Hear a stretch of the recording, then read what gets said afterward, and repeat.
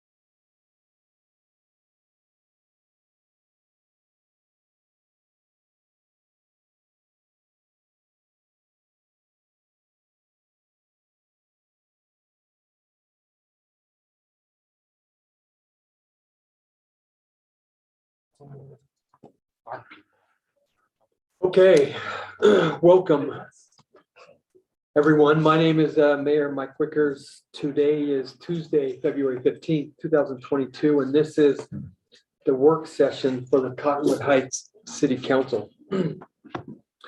We are going to move right into our first item on our agenda today, and that is we actually have the opportunity to hear from the project manager for Wright Development Group, who are currently under contract for to purchase the property at Hillside Plaza. So we are going to invite Mr. Johnson up right now to give us your presentation and maybe take some comments and questions from the council. Absolutely. Where's a good spot for me to sit? Right. How about right here? That'll work. Thank you. We have to take a corner here. Get out of the way. Thank you so much, Council. We're excited to have a really run-of-the-mill, non-controversial project for you guys to do in session here. So, That's what they all say. yeah, this one is for sure not controversial. So, let me just see if I can get my screen share up real quick. Great. Is that displaying correctly? It looks like for everybody. It's good. And then just get some notes out. So thank you. I've met some of you. I understand there's some new council members here as well that have just come on board. But just a little background. My name is Logan Johnson with Wright Development Group. Wright Development traditionally we've been commercial developers. We've done a lot of Smith's anchored centers and different retail buildings. And in about 2008, that was actually before I came on board. We've transitioned a little more into some housing, into some residential products, in addition to the commercial development that we continue to do. Here with me, we have a broker that we use, John over there. Spencer Wright, our principal, is here as well. And then Fred, as well as a part of the sellers, the group that's selling the property as well. So anyway, we've done a lot of residential since 2008. We've also done a lot of commercial throughout our history. And we're excited to come into this arena as a mixed-use developer. We feel like we're uniquely positioned to be able to address that market because of our experience in both sections of the market. As you said, Mayor, we put this property under contract last year, and we went at it with a perspective of trying to get a grocer on site. And so we went and met with a number of grocers to try to see who could get there. We sat down with Harmon's for a good while. We also talked to Associated Food and other grocers to see if they could come and locate at this site. As you guys know, this is just the survey page of the site. Hillside Plaza has struggled in terms of retail tenants and retail success for a little bit. The city's identified that in their general plan and their documents, and has identified this area as a potential site for some redevelopment. And so as the grocer user kind of faded away, a big reason of that was because of the proximity to Dan's. That's so close that, you know, there's just a little bit of a market share issue there. So we're not giving up on a grocer as being part of this project, but it's no longer the big driver of the layout, you know. And so we've talked to a few grocers, and we're going to keep those conversations open, but we're looking at a little bit more, a different retail avenue here. We held a neighborhood meeting, I'm sure you guys heard about, back in December. You know, I've done a number of neighborhood meetings in my day, and there was more attendees here than I think I'd ever had at just a casual neighborhood meeting. We held it on site at one of our retail buildings there, and I think we had about 70 people that attended. I know that we had a few council members there, a few planning commission members, and then a large number of residents. We took a lot of feedback there. There was a lot of differing opinions at the meeting. As you council members, I'm sure, are aware, not all the members of the community have the same vision for really any site in the city, I'm sure. We tried to get a survey conducted. We felt like that would be the best way to get as much specific feedback as we could from residents. And so we had a survey that we opened up. It was available that night, and we got a lot of good feedback there. I do have a little bit of the survey report that I'd just like to share real quick. Let me grab my mouse. And council members, if you guys have any questions throughout here, if you want any clarification, feel free to stop me. I'm just going to kind of walk through the project a little bit, the process on how we got here, and then the biggest thing we're looking for is your guys' feedback. You know, we have this under contract, and the council has all the discretion to decide what can be allowed here. And so it makes a huge difference to us to know, what is it you're worried about? Are we on the right track? Are there significant areas that we need to change? And as genuine as you can be to us is what we're begging you for today, to just to make sure that we can understand what we have. So the survey results, I tried to break it up into a few different areas. So Pardon me, but please, thank for you. clarification, how is this survey derived strictly from the folks that showed up in December? Or is that what you're calling the survey, is the Yes. people that showed up for that? Well, I have a few different outputs and I'll explain why. So the intent of the survey was everyone who comes to the meeting, we'd like to get their feedback. How can we do that the cleanest? Let's have a survey. So we opened up the survey, and the intent of the survey was to just get feedback from the attendees that night. The survey was left open, and it went until a few days later, and there turned out to be a lot more people starting to comment on it. So we do have that data. However, what I'm presenting here represents the attendees that night, and we defined that by a cutoff time of that evening minus 2 people who came to me during the meeting and said, hey, we'd like to take this survey, but we can't till tomorrow. So I've included their responses in it as well. And so how many were there that took the survey? It was approximately 45 of the 70 attendees. And is there a reason that you're not including the online survey as well, or is that a different survey, or? So it's all the same survey. It was just left open further. And the reason we have given that data to Mike. He has that if you guys would like it. The intent of the survey was tailored, if you look at the questions, to the people who are closest and most impacted. We also saw that as time went on, there was a lot of duplicate answers that were near identical, and there was no way to filter if they were in Cottonwood or not effectively. And so that data is available. Mike has it. But for our intent on the survey, we felt like the purpose was for the attendees of the meeting that night. Thank you. You bet. And then interestingly, though, because we did get so many responses, I was able to parse out of the larger survey those people who live really close, and we thought that was quite interesting. I only accepted answers, or I filtered it down to answers of people who shared a border with the site and within 300 feet. Anyway, at a high level, I'll just go to the column here of the people who were at the meeting. As you can tell, a lot of the people that came to the meeting were not the closest neighbors, which was the intent of the meeting, and we were happy to have anyone who wanted to be there. There was overwhelming support for a town center at this location. To be fair, town center might mean something different to different people, but there was a lot of support for that. We had a few examples of town centers that people were interested in. Downtown Holiday was popular in an example of a downtown center. There was a few individuals there that referenced us to other projects outside of Utah to look for inspiration as well. This is one of the key elements that we took away from the survey was what types of commercial uses do you want to see? It was overwhelmingly restaurants and retail shopping, a little bit of support for office, but it seems as though at least the people who took the survey were interested in restaurants and retail. It was an even mix on what type of residential uses that particular group supported. Upscale apartments got the highest on that, in townhomes and amongst other uses. There was kind of a split on whether people supported horizontal mixed use or vertical mixed use. And then generally though, people thought if there is going to be taller buildings, nearer to Walgreens is better. But to be fair, there were a lot of comments that said we don't want anything taller than what's there already. 1 story is the max, especially from the people that lived quite close. And so, we're not trying to say that these surveys are representative of Cottonwood Heights in general. It was what we saw as an effective means of getting specific feedback from individuals. Now, council members, I did not include some of the specific comments that they gave because some of them I felt like were directed at us and were sometimes disparaging at other people that were in the meeting, and we just didn't feel like it was appropriate for public record to include all that information. I'm more than happy if you'd like to sit down and go through some of those if you guys are interested, but we just felt out of respect for the people who took the survey, these generalized answers would be more appropriate.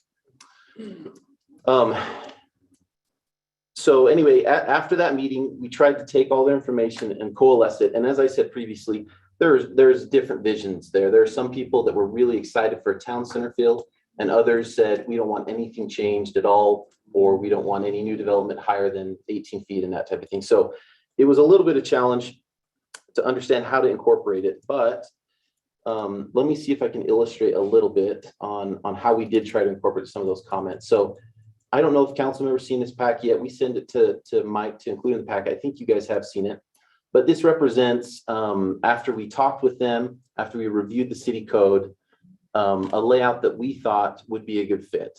And so I would like to highlight first some elements that we tried to incorporate from the neighbors' comments. One thing they were really worried about was building intensity towards the homes on the rear end. So we tried to bring as much building mass away from that side as we could. You can see there's two larger open spaces behind here that would help reduce the mass, the impact of the mass on the neighbors. We tried to increase setbacks beyond what the code requires from property line in the back. In addition to down to these homes, as you guys might be aware, there's a large retaining wall along the backside. At some spots, it's 18 feet in height, but down here on the end, it's not as high. And so we tried to increase setbacks from the part where the retaining wall was the lowest. Let's see. Our goal was to establish an environment where we could attract local tenants in a plaza environment. That was a huge theme of the meeting. A lot of comments were made about wanting local tenants, not wanting chain users. They want to have local tenants. And we felt like establishing a good plaza atmosphere with good access was critical to doing that. And again, we just tried to create that town center feel. There seemed to be general support for that. So I'd like to go a little bit more into this concept right now. If any of you have any questions about the neighborhood meeting or survey, I'd love to answer those before we move on. And if not, we'll go into this concept. So first off, we talked to a number of professionals. EPG is a landscape architecture group that we engaged to help us with this. And as we visioned the document, went through some of the elements that the city has in their general plan, we settled on creating a plaza space that opens up into retail users. These are some sort of inspiration images that we use to try to guide the design. And ultimately, we settled on something that was not what I expected. When we had first done some layouts, we had attempted to do a courtyard that came right up against the Walgreens here and was wholly unobstructed by vehicular traffic. That was our intent, and that was our instruction to our landscape architects. But after going through a few iterations, we felt like creating an atmosphere where there's multimodal transportation options was key to attracting good and successful retail tenants to the location and creating a truly usable plaza space.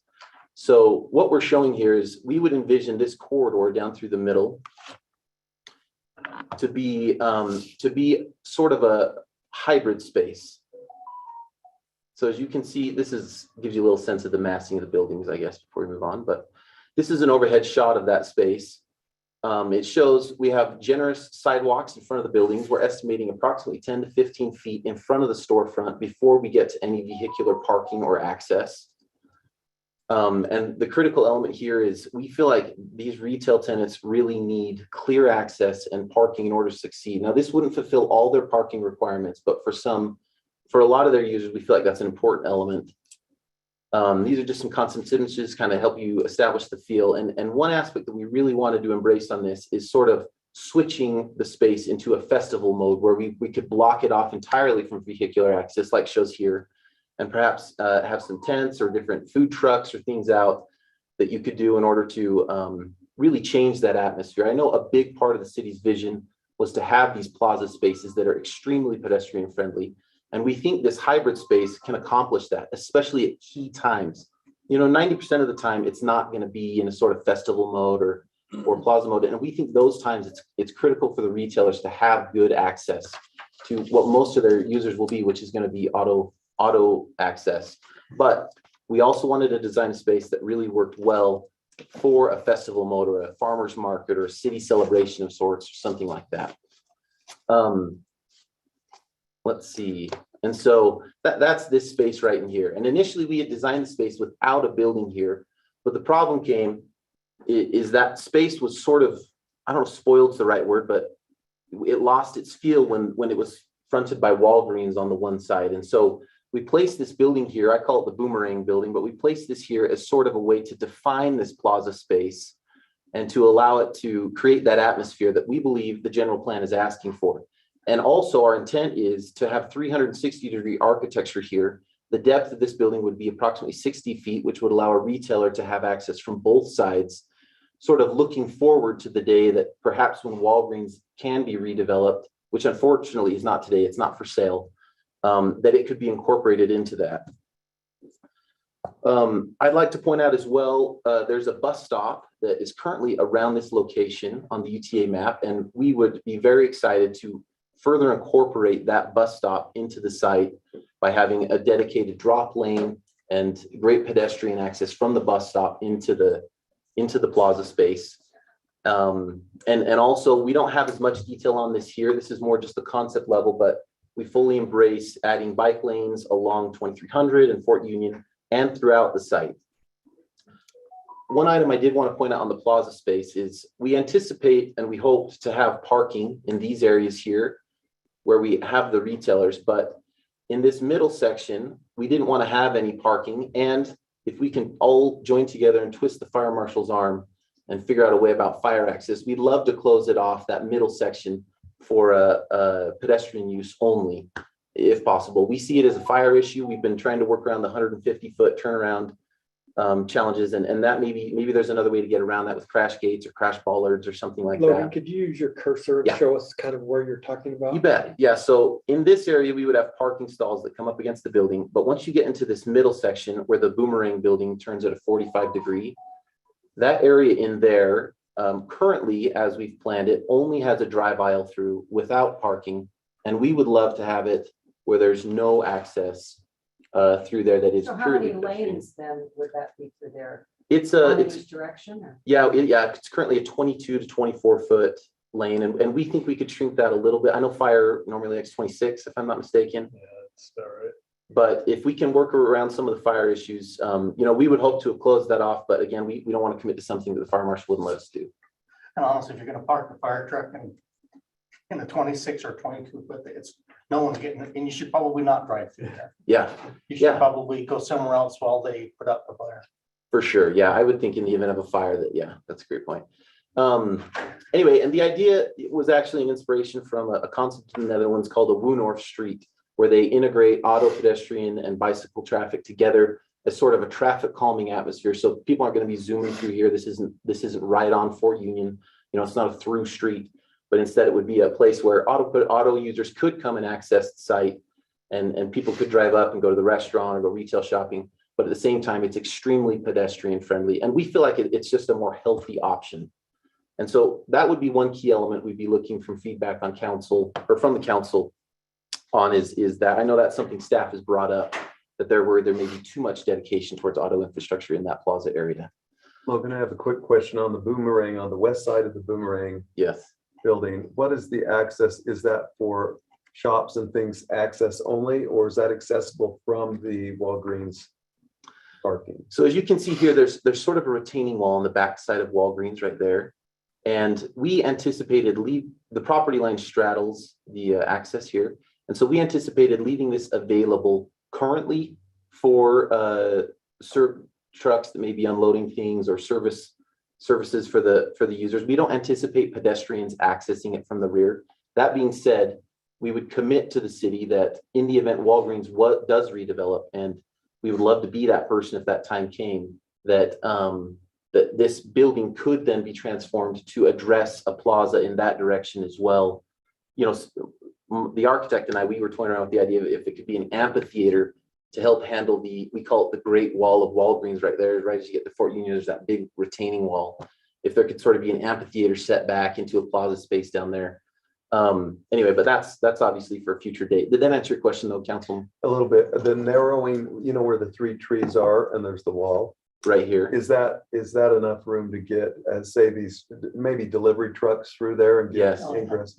It's approximately 26 feet. That is what it's showing right 26, there. Yeah. And that's flexible. We haven't settled it down. The engineer hasn't gotten to town on that, but yeah, we anticipated that would have a full drive out Okay, of there. thank you. Yeah. For your center section there, have you thought about just using signage to restrict vehicles so that you wouldn't have those concerns with the fire? Yes, I would love if fire marshals would accept signage. Usually they want something a little beefier than you can't drive in this area. We've looked No into, vehicles and fire marshals usually want, correct me if I'm wrong. Would I'm you not accept the fire sign? marshal, so- Oh, I'm sorry. I keep looking I'm over. the fire chief. Oh. I'm sorry, he's way more expert at this than I am, Yeah. but yeah, we prefer to have clear access because it creates problems. Yeah. People park in those areas. People tend to be like water. They go wherever they can go, Yeah. regardless of signs. And so we Yeah. toyed around with ideas of, there's bollards you can put down that a fire truck could run over in the event of emergency, but it would deter the normal drivers from using it. And, you know, we'd be happy to look into that. We think it's an important element as well, because then that would ensure unimpeded pedestrian access across that plaza. And if anyone gets to the middle, they can cross and go throughout the site. But yeah, we look at options. Thank you. Yeah, I have a few questions. So is your property, are you going to be developing out along this extension that runs to the east? Or are you strictly doing this triangle? You know, to my recollection, there's retail restaurants and such that run on through along Fort Union Boulevard. No, That they're is- included in this. Yeah, that ends where the last tree you can see You have is. one office building and then you have promenade.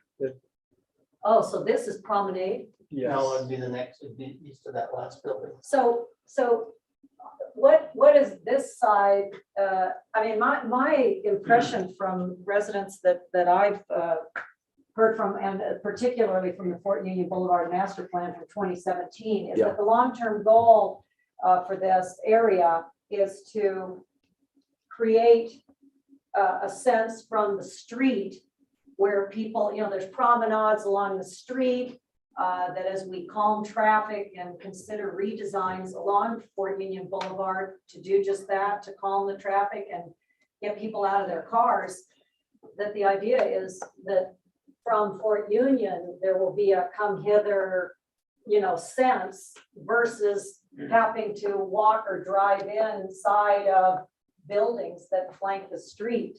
Could you help me to You understand bet. aesthetically and access wise, how this is going to enhance Fort Union Boulevard and coincide with the vision in the 2017 Cottonwood Heights Fort Union Boulevard plan? You bet. Yeah. So one key element that we think will add to that will be framing the street, bringing the buildings up to the street, and then enhancing the pedestrian experience through building wider sidewalks and bike lanes in that area. In terms of activating that space with retail uses, we are open to that if that's an important element to council. We are a little bit worried that without clear parking, at least for a portion, that those retail users may struggle. So finding a way to park them effectively on the street would be a challenge. But if that's an important aspect to the council to activate that space with retail uses, we're absolutely open to that. So what Yeah. are, I mean, I don't. Currently it's ahead of you, residential. Yeah, currently. So this is all residential here? Correct. This is all a use of residential and retail, like retail on the bottom level and. Yeah, so this may be a little bit more illustrative. The blue represents the residential levels and the red would represent where we envision the commercial to be. So up here on Fort Union, where you just referenced, we anticipated to have architecture that complements the street and creates the pedestrian friendly atmosphere and interest. But we anticipated having our retail uses in this area instead to accommodate clear and safer pedestrian circulation and maybe some parking availability. Yeah, I still am not really following what is pedestrian or bicycle friendly about the side of a building. That's fair. Yeah, it's a large facade. We try to keep it under 200 feet. Is sort of a rule of thumb we've run into other jurisdictions in facade length. And to be fair, we have not added any architecture yet. This is a massing concept that we wanted to bring to the council just to see if we're headed in the right direction. And you know, one element of feedback I'm hearing clearly is we need to better address Fort Union and potentially 2300. Council member, correct me if I'm wrong, with both architecture and treatment, but in addition to commercial uses. I mean, I will speak for myself and my constituents in District 4. From what I understand, and again, from the 2017 Fort Union Boulevard plan, I don't think that anything in that is opposed to the mixed use development, but the idea that as you go along Fort Union Boulevard, as a pedestrian, as a cyclist or a motorist, you would find it speaks to you to leave your car and to walk or take shuttles along Fort Union or do something that allows people to want to linger, whether it's in, with some landscaping and a bench and then hopefully, little cafes and restaurants and services that are called out along Fort Union Boulevard. And it just seems to me that this, the only way you're gonna find anything is if you come inside, which I realize you have the challenge of Walgreens sitting here. But nonetheless, I'm not grasping where that, again, aligns with the Fort Union Boulevard Master Plan. Yeah, point well taken. Thank you. You know, we anticipate that there would be a bus stop and a drop lane here. We were under the impression that the plaza space was the critical element. We had our landscape architect really focus on that, but without question, we would have a wider sidewalk. The 2017 plan calls for a wider sidewalk, bike lanes up Fort Union, a bus stop would be in that area. And we would hope that it would be interesting for people and we could tempt them into the plaza where we have the retail uses and they could experience that element as well in a calmer environment, frankly. Fort Union, we are all for traffic calming, but there's a reality that road has to handle a certain number of trips, and to bring people in, we don't see it as a disadvantage. We see it as a way to make the pedestrian experience better. Logan, on the height, can you go back to the blue diagram? Mm-hmm. What is the height on, it looks like you've got, is that 4 levels? About 4 stories. Yeah. 4 stories. And what was the height again on that? The height in the PDD zone tier 2 that we're shooting for says nothing over 50 feet. And it's a little nuanced as to when you can get above 50 feet. You have to have commercial elements below. And we've been working with Mike to get to the specifics on that. But we anticipate having nothing over 4 stories, nothing up to 50 feet. We anticipate being much lower than 50 feet. And our highest buildings would be up here against the plaza and near Walgreens. And then we anticipating taper down. That shows 4 stories. It probably could only be 3 stories if we get into the code, but you would taper down to 3 stories when you get to the rear end of the property. So that far end of it is, all that backside is primarily a residential part of that. right? Absolutely. Okay, so, and maybe I'm misunderstanding, I guess if you were going to shove that back, you could, this underground or Yeah. parking? Yeah, it starts to get underground right about there. The grade climbs pretty steeply, but yeah. Yeah, well, Oh, yeah, I apologize, council member. I should have clarified on parking. So we Yeah. anticipate doing a structured parking element in this. If you look at this middle section, this area right here would actually be the rooftop of a parking structure. So we would have up to 5 levels below that of parking, which was a key element in the visioning documents of the city to create a pedestrian friendly environment, to bring the parking away from the street, to tuck it into the back and allow us to have plenty of parking on the site. retail or residential? We're open to either. You know, we have enough parking that we think we could service and both retail and residential to an extent. And a lot will come down to the amount of square footage that we end up on retail and residential side. So Logan, if that is the roof of the building, then what's the gray block to the east, the right? Right here. There. No, right there. So What is that? And what's the height of that? you bet. So this wall at this location is approximately 18 feet on the backside. And then Wall back there. this parking structure would be partially buried into the ground. As you know, the site slopes going out towards 2300. So the back end would be buried in the ground. We anticipate the parking structure would be approximately 3 stories from its base, which to the neighboring houses would feel like about 1 to 1.5 stories above their grade, if that makes sense, in that particular location. And obviously this wall isn't identical across its entire length, but.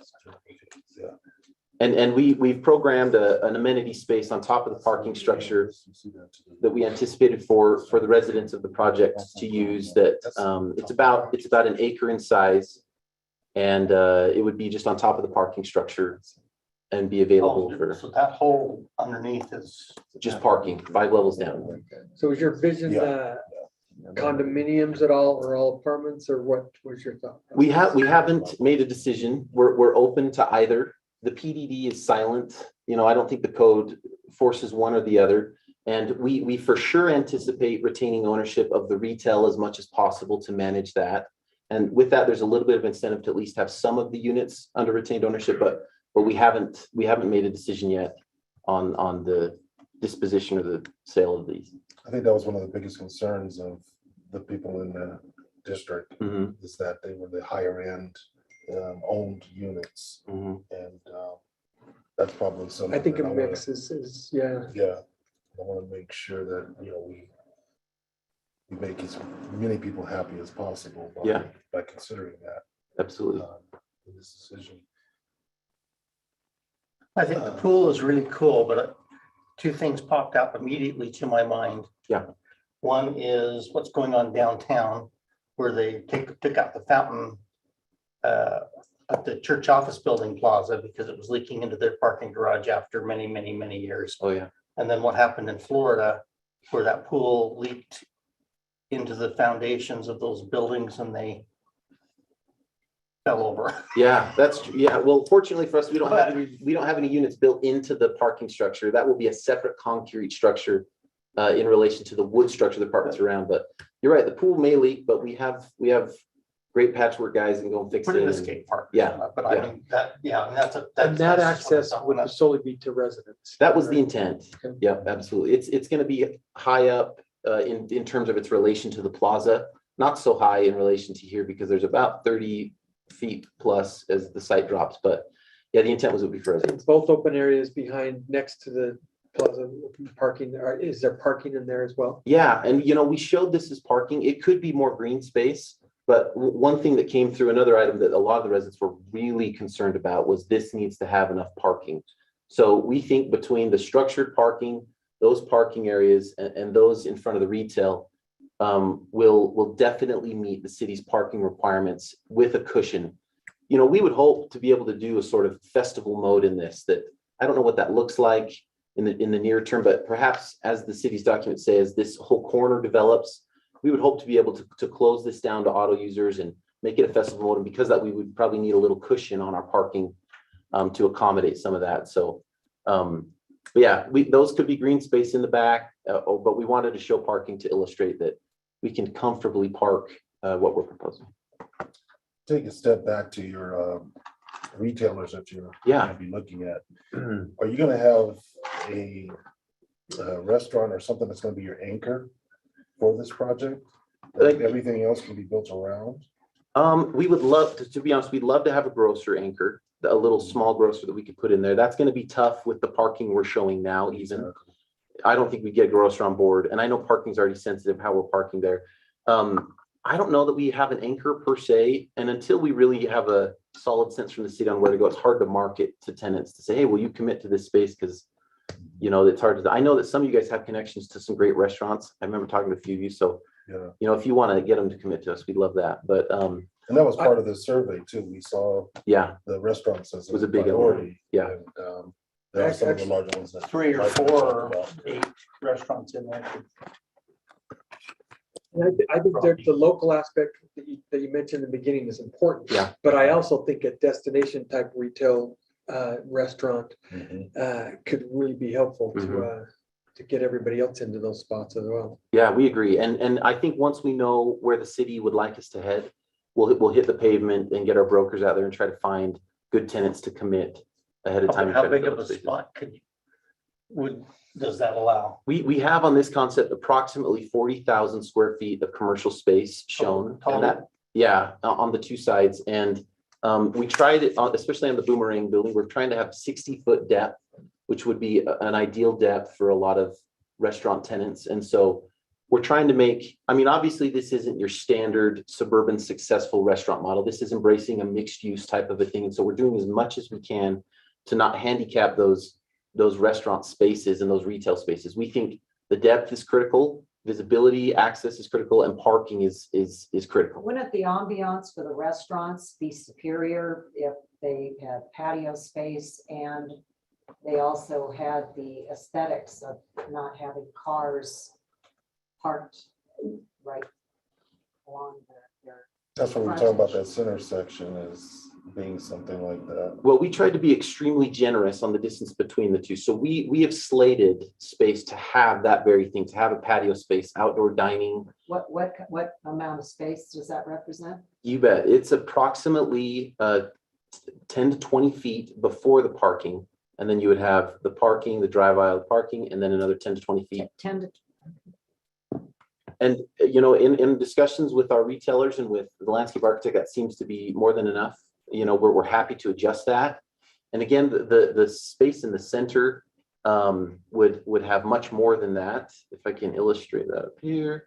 So this section in the center would have, it's approximately 100 feet across.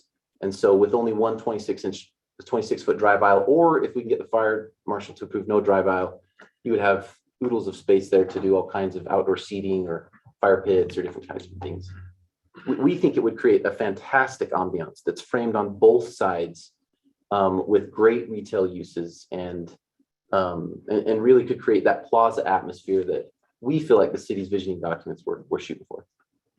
Logan, what is the grade drop from the farthest west to, I'm sorry, from the east to the west? I know that that was obviously a hill. Yeah, What's the name? I don't, is that going to be semi-terraced as you go from? oh yeah, good point. So we're trying to handle some of that grade drop within the building, if that makes sense. I see. So this level will be approximately 10 to 12 feet higher than the plaza. So we'll, instead of creating a ton of steps everywhere, we're going to try to handle that with the building so that the pedestrian and ADA access isn't negatively impacted. And Almost like retaining through the building. exactly. Structure. Yeah, the back of the building would act as retaining. And then, you know, we do plan on having access through. So if someone came to shop at the retail center, they could park back here and then have access through here into that space. And then clear access into the plaza space. So one thing I'll add, and Councilmember Burrell kind of alluded to this, the streetscape on Fort Union and 2300 is going to be key. Yes. On how the streetscape looks as it relates to the building. The facade elements are key as well on how the look and feel of the facade rather than just a residential building. Yes. How those facade treatments look are really important, I think, in those areas. And then with the height elements really helping, especially residents as you move through public processes, helping them understand what the height implications will be there on that south side. Those are things that I know you haven't got to that point. Yeah.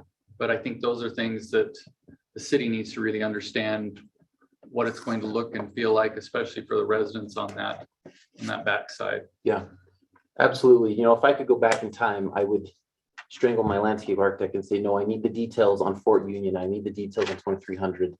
And we agree. That's a critical element to the description of these areas in the master plan.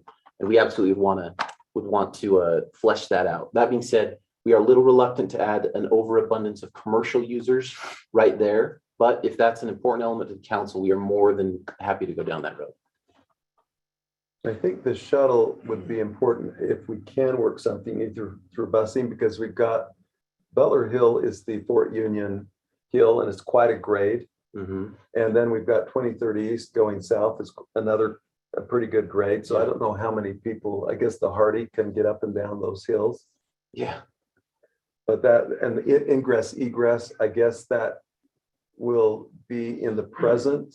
I mean, see where Walgreens is. We've got that ingress, egress on the left and on the right. It almost looks like it's close to the other existing one. It might be shifted a little bit. Yeah, I was You've just, got another one up here. Where the right. other one is on 23rd. Yeah, and you know, we haven't discussed that with city engineer. It may be a circumstance where you would have to access here and then people would need to drive up there. If these two accesses are too close. We're not 100% sure on how that would pan out, but again, that would be a discussion we would go, if the council is amenable to this direction, then we would definitely go down that road and make sure those accesses are properly spaced. And With this initial drawing, do you have an idea of the number of units you'd be looking at, total units? the tier 2 zone, Residential? yeah, the tier 2 zone allows up to 35 units an acre. And the square footage in this, a lot just depends on how many 2 bedrooms, 3 bedroom, kind of the breakdown of that goes. I don't think we quite get to the max of the zone. And a lot of that will depend on the height and different things.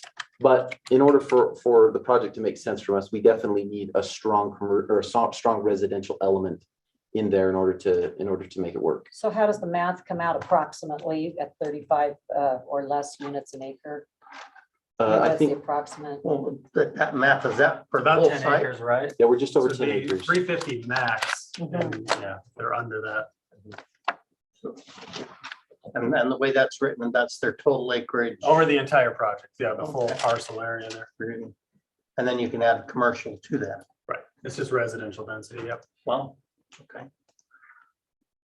Yeah, you'd probably, that would seem like that's a lot. I don't, the walls came in at, 201, no, 30, it wasn't 35 an acre. It was more like 30 or 32, wasn't it?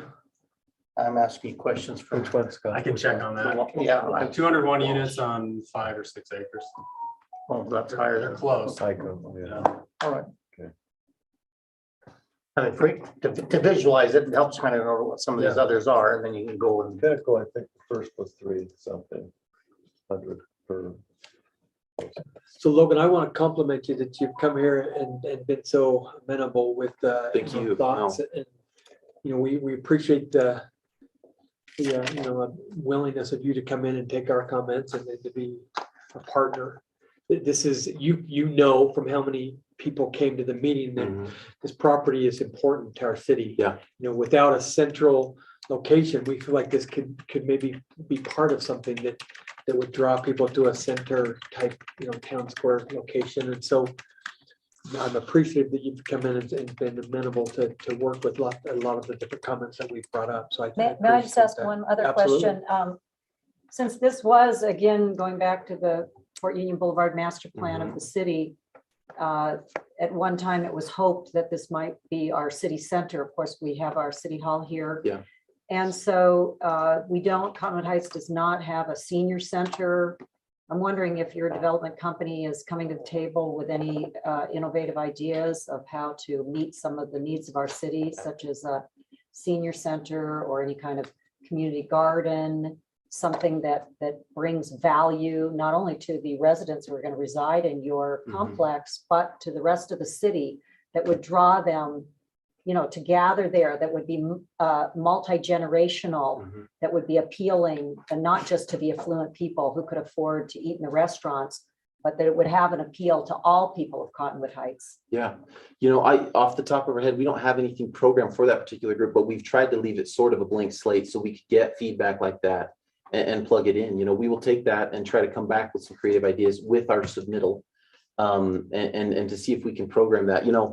Obviously, there's not any dedicated park space that we're giving to the city, nor is there any dedicated building, but in terms of creating an atmosphere that can be multi-generational and serve the needs of a lot of Cottonwood residents, I don't have any creative ideas off the cuff, but we will go back and do our homework. Because again, in our surveys of our citizens, we are finding that their top concerns include more transit, more active transportation. Of course, that's pedestrian and Mhm. bicycling, and more traffic calming. Yeah, So they do in the long term want to see Fort Union Boulevard be calmed. and we do. We realize it moves a lot of cars, Mhm. but with the drought, with the air pollution problems that we have in Salt Lake Valley, our citizens have made it clear that better air quality comes from lower vehicle miles Mhm. traveled.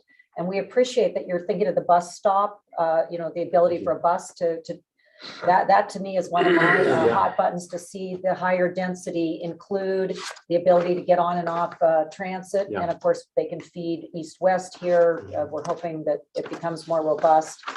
But again, really keeping in mind that that's a key thing from all of our neighborhoods throughout Cottonwood Heights. People want to be able to get on their e-bike, whether they're 70 years old or 17, they might not be riding an e-bike, or they might. Mhm. But the point is, we're asking really for you to visualize, what will make it appealing for our residents to gather here again. And you are considering that, and we thank you for continuing to innovate with that in mind.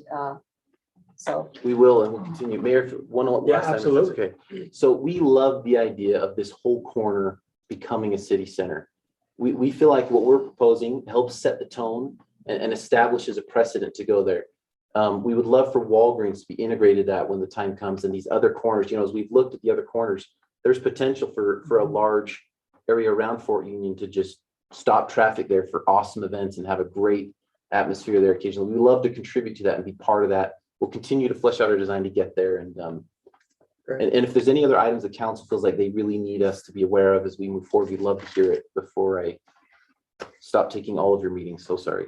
Do you have a date where you would need to, where you've got determined to close by, or at least to make a commitment that you'll purchase the property? I don't have that off the top of my head. A big part of our ability to commit to the sellers to understand the city's appetite. So it's a little bit in flux, and we can talk to them, but we understand the city is not part of the contract, and you guys don't need to, worry about we can handle that. And, any information you could give us that would help us understand where you're headed, that's the most helpful we could have for me. Thank you.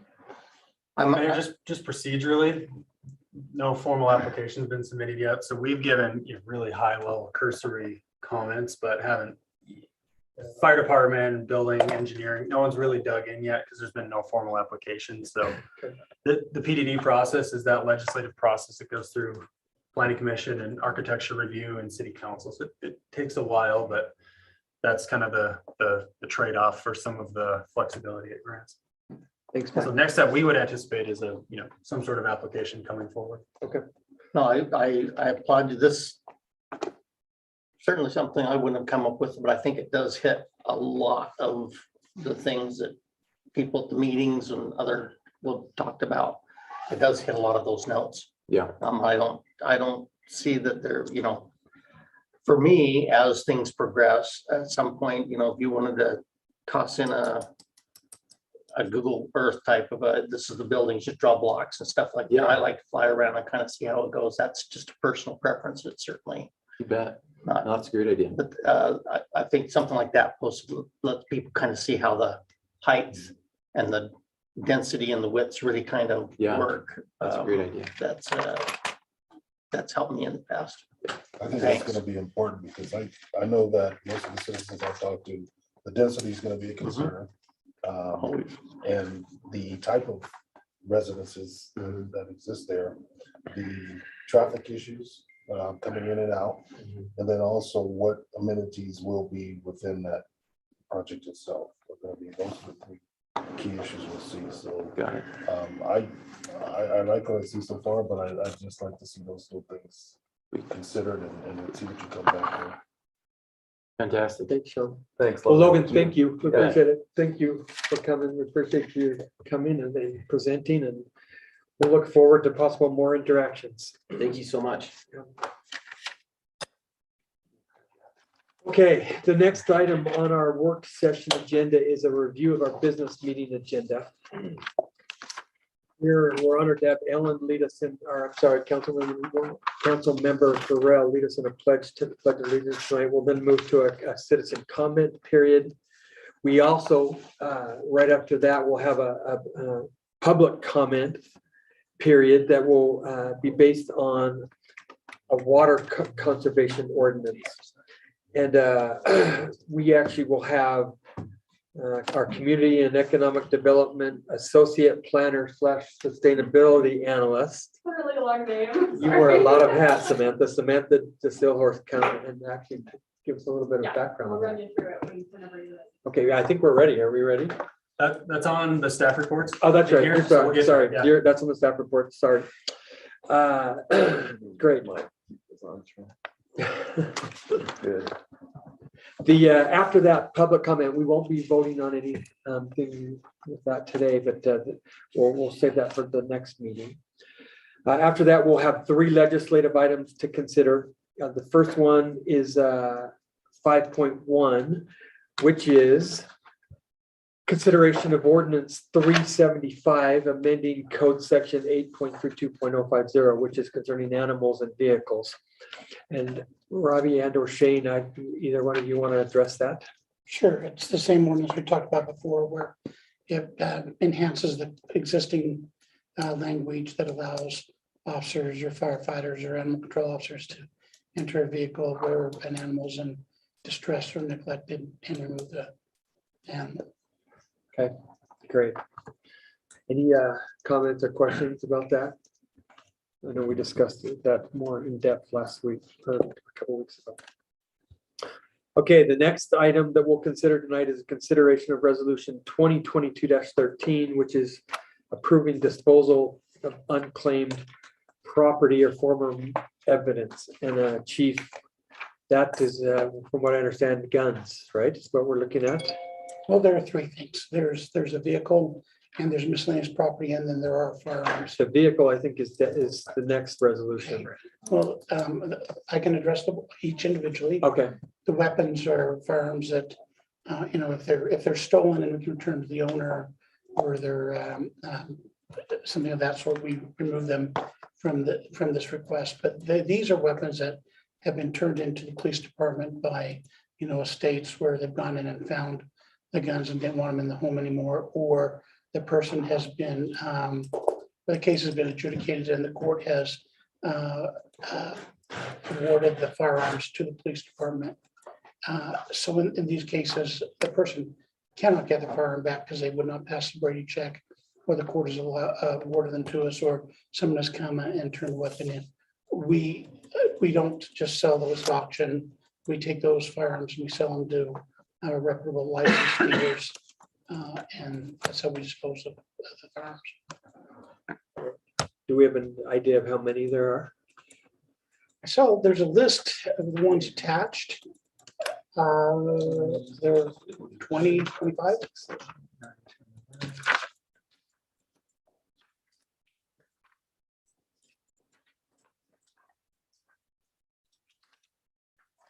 About 28. 28, okay.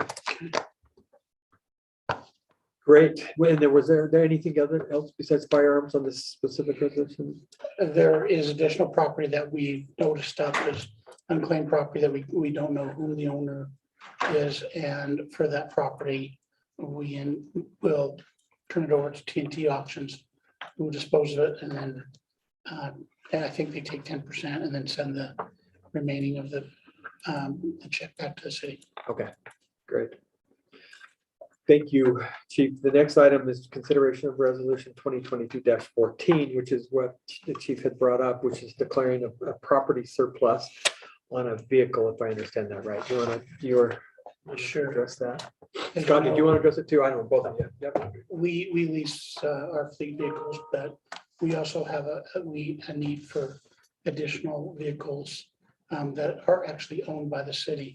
In this case, these are marked vehicles that we keep as line cars in the event that a car breaks down or is involved in an accident for whatever reason. And while that car is down being repaired, we need to place officers in these other vehicles.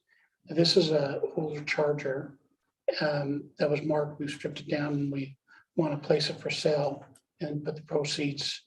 They come back to the city, but we'll ask for them back to our budget and attempt to buy a couple of the vehicles that we would otherwise return to Ken Garv on this rotation and place them in our fleet for line cars in the event that we have a need. Any comments or questions on that? It's a good time to sell a used That's car. exactly my thought. Yeah, so I was thinking the same thing. Might get more than a new one, or at least. Okay. Scott, you didn't want to add anything to that? No, okay. And then the last item that we will consider tonight is just the consent calendar, which is approving the minutes for both the February 1st work session and business meeting, along with the February 3rd legislative work session that we did with our lobbyists. Okay, back to our work session agenda. Under staff reports, we have a Wasatch Boulevard Master Plan Executive Summary Discussion Plan. And Mike, our Community and Economic Development Director, Mike Johnson, will lead us in that discussion. Thank you, Mayor. I'm going to give you just a 5 to 10 minute quick rundown of an overview. I guess my overview and my thoughts on the Wasatch Master Plan and how it's been used. And then this was initiated in the council retreat as a discussion item. So I'll turn it back over to council for discussion and I'll just be here to answer questions. But I wanted to give you kind of my perspective of how the Wasatch Plan, a quick background on how it came to be, and then how it's been utilized over the past couple of years, and then we'll go from there. So just quickly, the plan was adopted in July 2019 after, just short of 2 years of kind of prep and public input. This was funded through partially through the city and then a substantial amount through Wasatch Front Regional Council, who offers numerous transportation and land use related grants. So that's how this came to be. And we felt it was critical, hearing about the EIS. It hadn't started at this time when we started the plan, but it was in preparation. We felt it important to get a local plan in place to put the city's vision forward. So it's a comprehensive master plan. It's not solely about transportation in the road, although that's a huge part of it. But it talks about topics like land use, recreation, development, et cetera, in kind of the Wasatch Boulevard eastern portion of the city. And it makes goals and recommendations and has a kind of a preferred scenario for that area of the city. It's been used to guide policy recommendations for various projects that we've seen come across in that area. The executive summary is verbatim, the first 10 or 12 pages of the plan. So we did create an executive summary because the plan itself is like 160 pages. It's got a lot of detail and analysis in it. The executive summary is essentially just the final goals, recommendation, and preferred scenario just pulled out of that plan. And then the rest of the plan justifies the final recommendation. But that's kind of how that executive summary came to be as well. That wasn't a separate document. So we'll talk more about how this has been used with UDOT and the Little Cottonwood Canyon EIS, because that's the most topical subject here tonight, I believe, is transportation on Wasatch. But there's some other examples of how I've seen this plan utilized and how we've put it to work the past couple of years. From the land use perspective, the Northern Gravel Pit development came through, and we used a lot of the goals and the recommendations of the plan to provide feedback for what ultimately came to be what was approved by the council.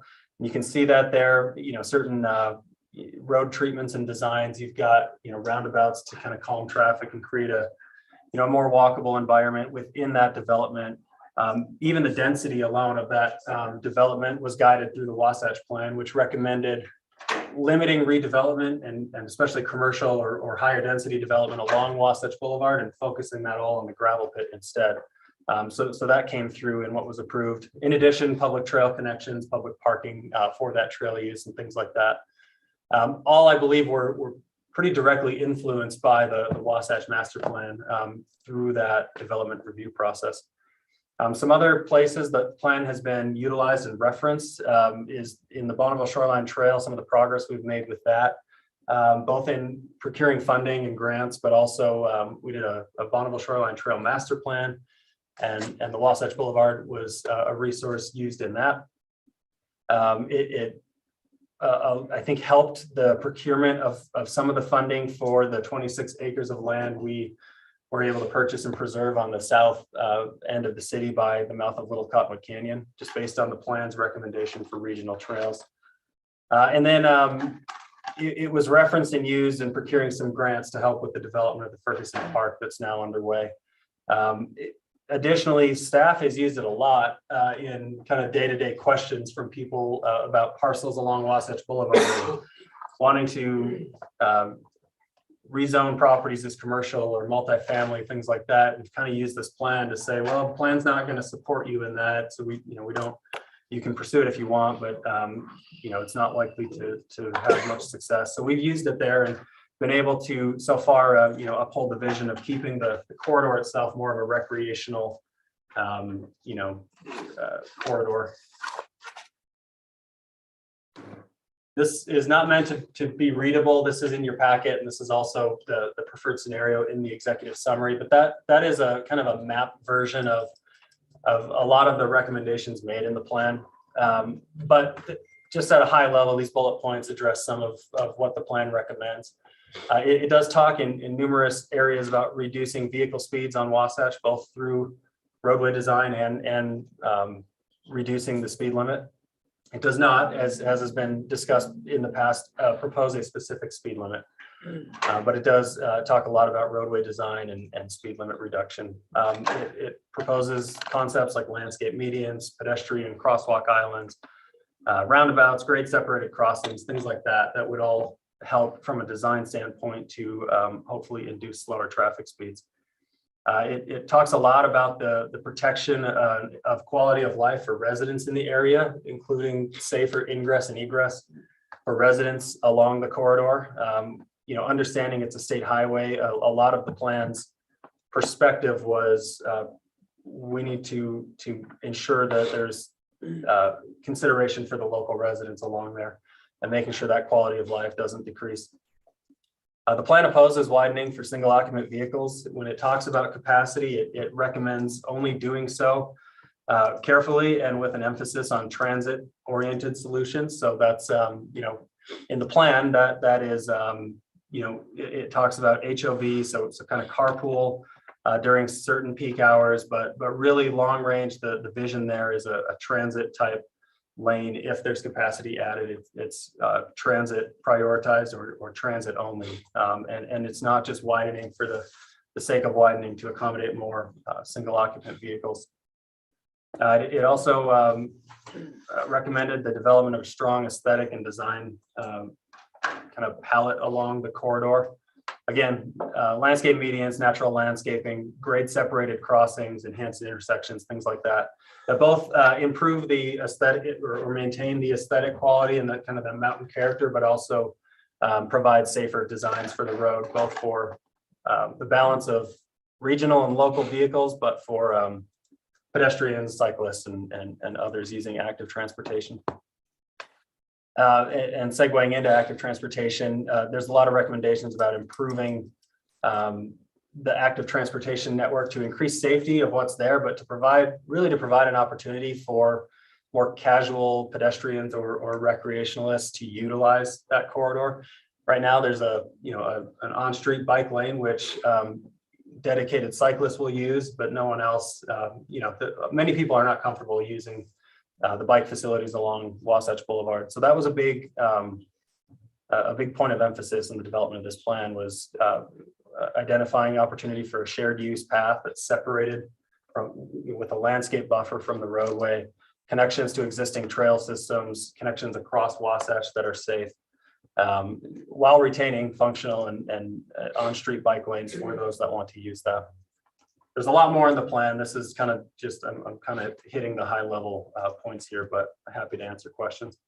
Now, this is detailed further in the council packet, but just a few points where we feel that specifically related to the EIS that the Wasatch Plan has helped position us well and much better than if we were not to have a plan in working with UDOT. Using the Wasatch Plan, I feel the city's messaging has always been clear. The city's always been unified in its messages and in its recommendations we've given to UDOT. And it's all use the Wasatch Plan and its recommendations as a basis for those recommendations. All of the public comments the city has issued have come from the entire city, the entire mayor and council. There's other cities we've seen have multiple comments from multiple divisions within the cities, and we've always strive to have a consistent message from Cottonwood Heights and have achieved that. UDOT does directly reference the plan in its formal EIS document in Chapter 2, stating that UDOT will work with the city to implement the goals of the plan and develop corridor aesthetics, to preserve and enhance the scenic and natural qualities. It does not always, UDOT in their documents so far does not always go as far as we'd like them to, but I'm just trying to point out what we do feel that the plan has influenced. UDOT also commissioned a corridor aesthetics plan.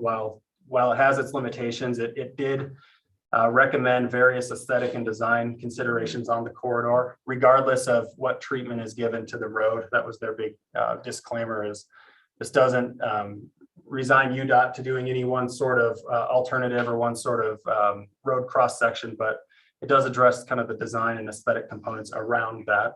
So while it doesn't go as far, again, as we'd like it to, it is something that they commissioned and they paid a firm to come in and do a 3-day public design charrette, which I think they got a lot of the same feedback we got in the Wasatch Master Plan, and they produced that plan, which they also reference in the EIS documents and in a letter they submitted to the city, which is shown there.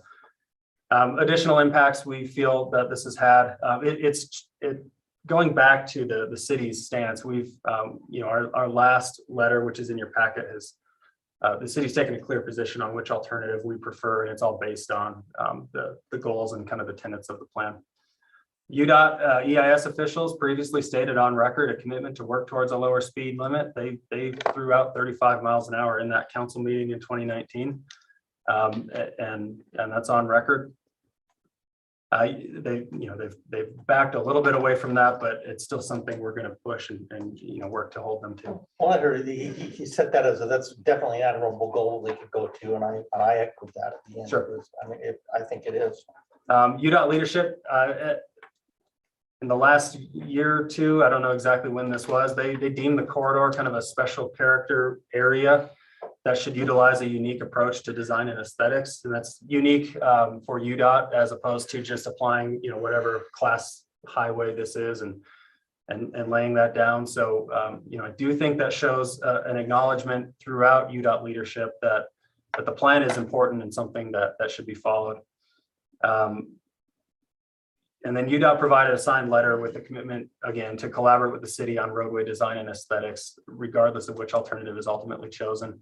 We requested this in our most recent EIS comment. We requested a memorandum of understanding that would kind of formalize a partnership for the design when we get into the design aspect of Wasatch Boulevard. They didn't do that, but they did provide this letter to Mayor Peterson, and we've got that as well. And then just something, we recommended a shared use path as an alternative or as a solution for some safe active transportation. And that is in every alternative in the EIS document. So, we feel good about that. Again, if Wasatch were our road, we could implement this plan 100% the way we would like it. Obviously, there's limitations on that because it's not our road. I think some of the information in the EIS is good. As I pointed out, there is some things in there that don't quite line up with the Wasatch master plan. So it's things we'll keep working on when we get to the design of the roadway and working towards lower speeds and aesthetics and things like that. But I do feel like it has had an impact. It's moved the needle in UDOT's process. So I know the topic of discussion was to discuss a potential amendment to the executive summary.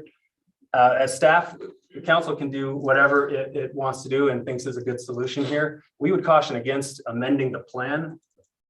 First of all, it requires a formal land use process and the formal plan amendment, which would go through public hearings, planning commission, city council. That's all good. It just takes time. So if the council wanted a stronger statement, that's not the quickest option.